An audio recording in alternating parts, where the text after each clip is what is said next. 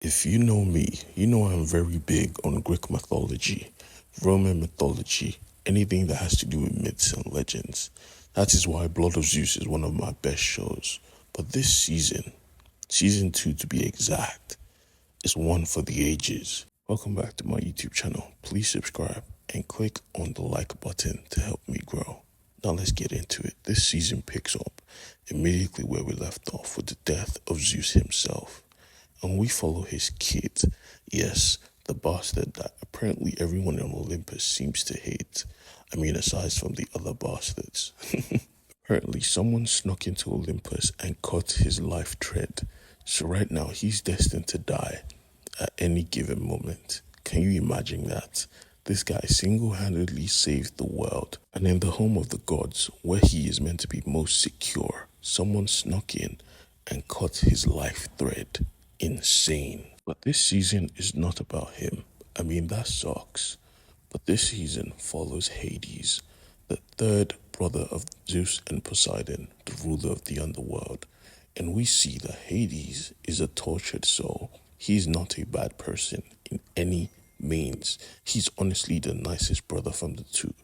But he feels that he was cheated by his brothers. Why would they put him in hell, filled with corpses, rotting flesh, and the other got the sky, while the other got the ocean? It doesn't make sense, and normally he wouldn't care, but now he has a wife, Persephone, and two kids who are constantly forced to watch their mother leave when it's time for winter.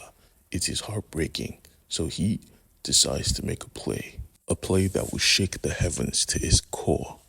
But firstly, they had to address the elephant in the room.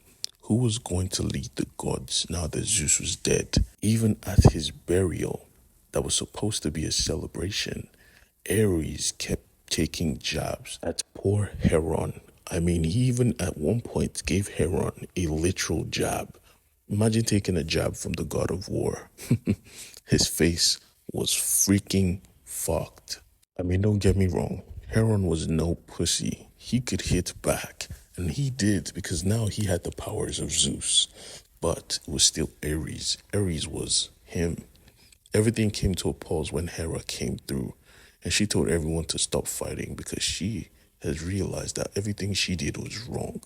She should never have caused this whole war to happen. She should never have helped Seraphim and the Titans. She regretted everything.